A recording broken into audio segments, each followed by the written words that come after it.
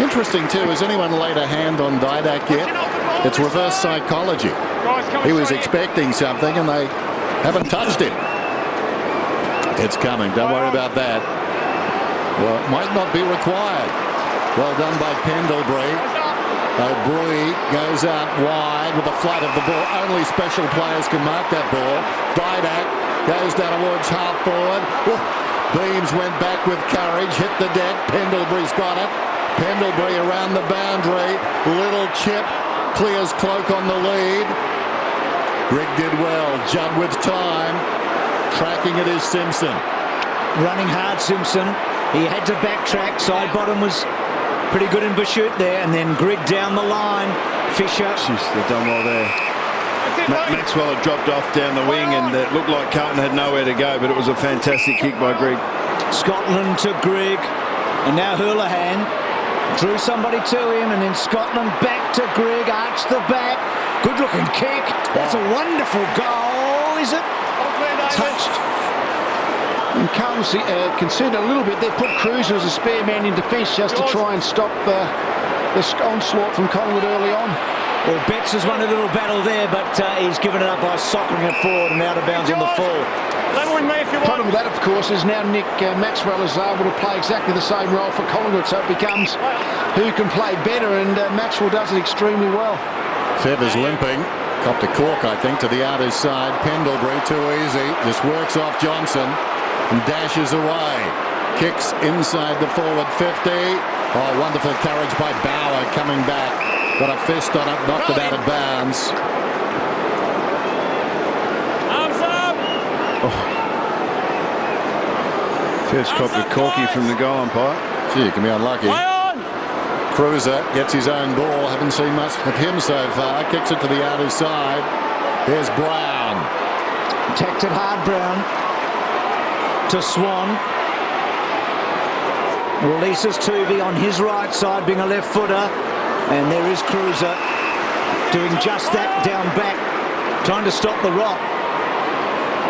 Almost feel like the Blues are in damage control right now with 3 minutes remaining in this opening term.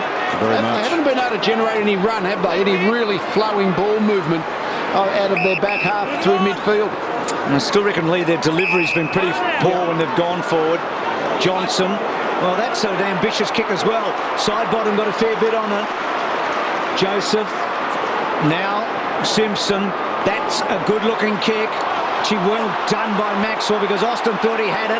Austin's second effort okay. Davis with him, Yaron. Yaron did well not to give a free kick away, and then brings Davis down. He didn't dive on it. Well done, guys, good footy. Have another look at this one, and I think the umpire steps on his ankle. He can be unlucky, as I said before. Be a freak injury if it was an injury from that. 22 blokes out there trying to knock your head off, and that happens. Pendlebury, Davis. What about that goal he kicked? Kicks beyond the wing. Cloak will need to contest here. Did well. Got it on the deck. Bauer tied up, and the umpire will bounce it just forward of the centre for Collingwood. Started pretty well here tonight, Cloak. One very strong contested mark and made a terrific contest there. Swan, Cloak. Now Didak, oh brilliant. To Johnson, Didak. Houlihan up front though, that was good stuff. Murphy with a sidestep. Yaron O'Brien, Fisher attacked it hard. So against Brown for the chop of the arm. Now Fisher running hard, centering ball again, danger. Well done though by Simpson. Terrific tackle, Heath Shaw. Bentley back. Gibbs has to get rid of the tackle. That's high, Bryce Gibbs. The high tackle on my side. Bryce Gibbs. Back, high to Bryce Gibbs. Paid out his own. High to Bryce Gibbs. So Gibbs from the heart of the centre square. They really need a spark. Goes across the ground. Cruiser. Talked about his lack of involvement. Suddenly he's in the action. He's about 75 metres out.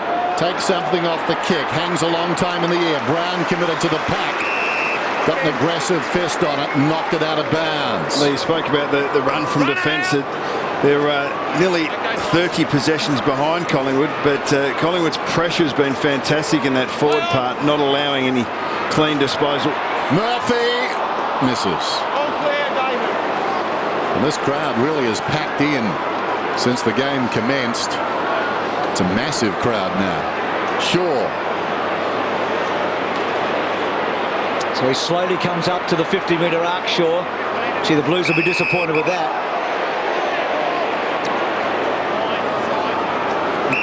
Swan got it from Beams. O'Brien. Brown. And started down back with Cruiser going forward at the start. Now Lockyer. Johnson. Been productive. Started on Judd, Tuvey. And then Swan. Anthony, good effort by Thornton, but Anthony a chance. O'Brien. Back it goes to Hartlett. Little gift from Scotland to Houlihan. So in the dying seconds, can they find something here? Scotland normally a good kick. Got it from Fisher. I reckon he's going to go for goal. He's shanked it really. He loaded it up. Maxwell goes to ground and Collingwood is safe, and they've had a terrific opening term. Well, it had a bit of everything that first quarter. Magnificent Favola one-hander. A brilliant Davis goal, a bizarre injury, and some effectiveness on the champion Judd. So Collingwood lead it by 4 goals at quarter time. It's 5-4 to 1-5. This is Friday Night Footy.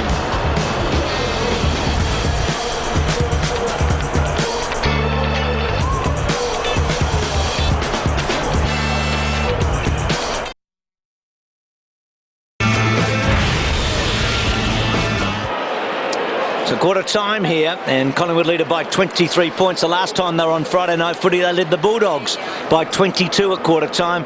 Spectacular opening for Collingwood. It's 5 goals 4 to 1-5. Down to you, Tim. Well, Bruce, one area that's really letting the Blues down at the moment is their kicking efficiency. At the moment, they're operating at about 49%. I want to show you some examples in that first quarter. Here they are breaking in the middle of the ground. That's Murphy. Misses his target. It goes to Prestigiacomo. Here's Scotland, one of their more skillful players in the team. He misses the target too. Turnover again to Collingwood. Hampson deep at half-back. Kicks the ball away, misses the target, and then Carazzo again when they're moving forward. The target's there to be hit. Unfortunately, they were unable to hit those targets too. You've mentioned that matchup during the first quarter of Carazzo onto Didac. Didac still had 5 touches. Carazzo's going all the way with him. When they interchange Didac, Carazzo goes to the bench. When Didac comes back on, so too does Carazzo.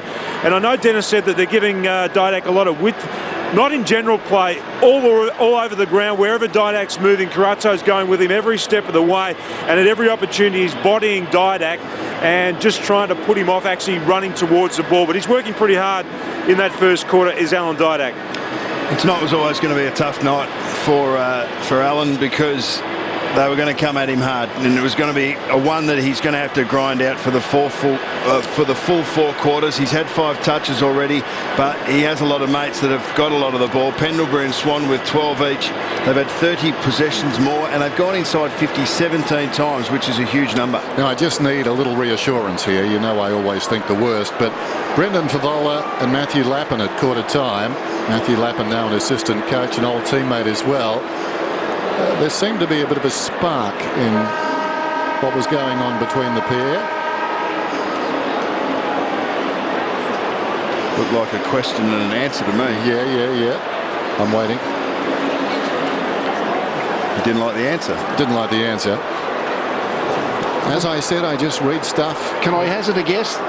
You've got to go where your teammate can kick the ball to you. Our Carlton players at the moment aren't going to the predictable area to get on the end of their teammate's kick. Sage advice as we start the second term. Judd, did he have the football apparently? Out wide, initially off the ground, now he gathers it for Swan. Swan, forward of the wing, they stay off him. Decides to attack then, a probing kick inside the forward 50. Anthony went back, went to ground, Thornton over the top, Davis again, brilliantly done, extricates himself and kicks his second miracle goal of the night.